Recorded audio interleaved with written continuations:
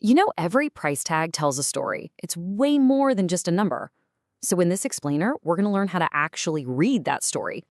All right, let's start with something super simple. Take a look at this. A basic black t-shirt from Gap. Price, $16.50. Seems pretty normal, right? Nothing crazy. Okay, but now, what if I told you there's another black t-shirt out there, looks almost the same, but it's from Armani, and it costs $275. Yeah, $275.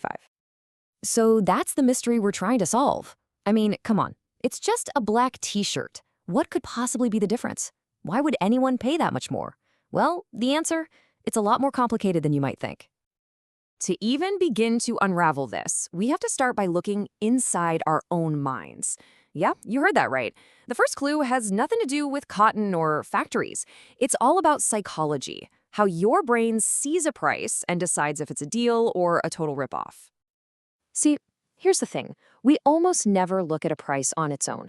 Our brain is always, and I mean always, comparing it to something else. Psychologists call these reference prices. It's like an internal calculator that's checking against what we think it should cost, or maybe the price we paid last time, or what the store next door is charging. And that leads to this other mental shortcut we all use, the price-quality inference. Think about it. When you see something really expensive, like, say, jewelry from Tiffany's, part of your brain just goes, well, it must be good. We just automatically connect a high price tag with high quality. Okay, let's bring this down to earth a little. The grocery store. You've seen this a million times, right? Oranges for $2.99. Now, your brain sees that price, but what does it really register? Is it thinking $2 or is it thinking $3? So here's the magic trick your brain is playing on you. We read from left to right. So that first number, the 2, is what sticks. It's called an anchor. And because of that, $2.99 feels so much cheaper than $3, even though it's literally just a 1-cent difference. It's a ridiculously simple but super powerful psychological hack. All right, so we've peeked inside our own heads. Now let's flip the coin and look at it from the company's perspective. How do they actually come up with these numbers?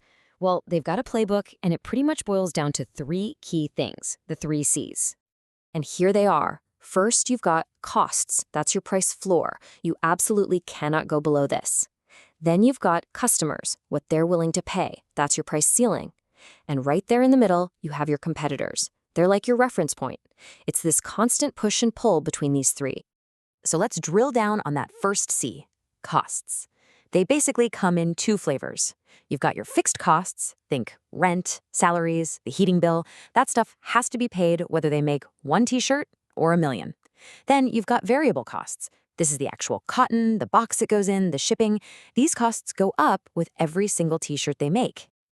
Now, when you mash all those costs together, you get to this kind of magical number. It's called the break-even point.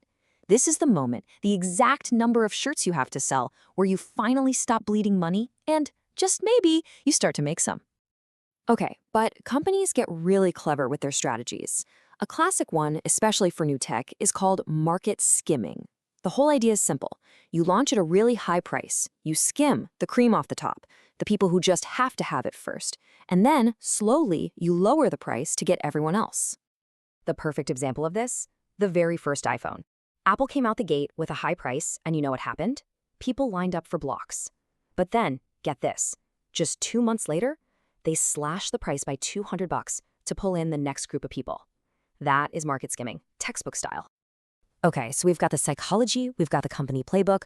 Let's talk about the real world. Let's see how these strategies are playing out all around you every single day, probably without you even noticing.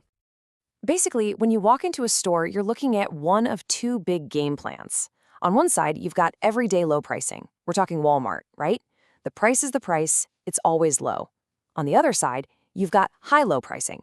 These are the places with higher regular prices, but they're always running these big, flashy sales to get you in the door.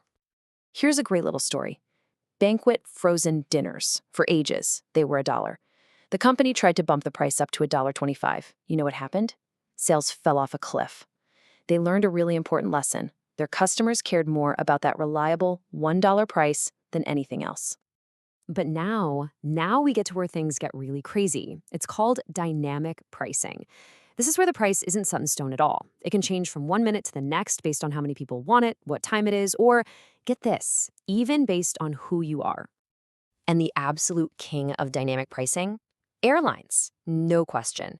At any given second, there are something like 7 million different ticket prices floating around out there. Think about that. The price for the seat you're looking at can change 3 times while you're just trying to type in your credit card info.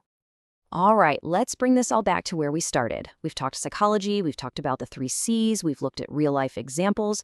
It's time to solve the mystery of the 2 t-shirts. What are you actually paying for? So here it is, the big reveal. With that Gap shirt, what you're paying for is pretty straightforward. Cotton fabric and a strategy to sell to as many people as possible. But with the Armani shirt, sure, a tiny bit is for the fancier material blend. But mostly, you are paying for psychology. You're buying the brand, the feeling of luxury, the status, that Made in Italy label. It's a whole different game.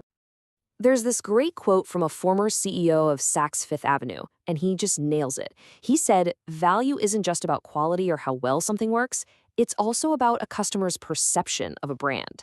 And that's it, right there. It all comes down to what that price tag means in your head. So the big takeaway is this.